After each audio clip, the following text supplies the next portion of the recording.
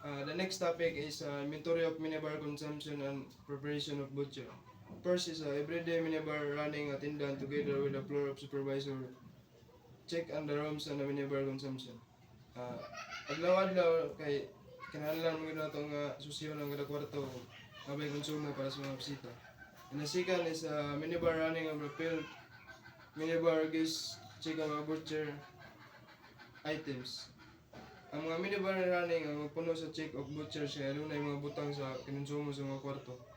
And the third is kinahanglan nato kay ang kwarto kay limpyo para sa mga foreign individual tourists.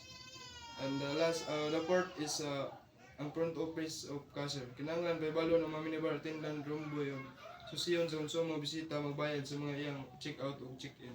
And the last is do out sa mga kwarto sa mag-check out o tindan kinahanglan magbutang og check-in aron masubrahan ang mga bisita.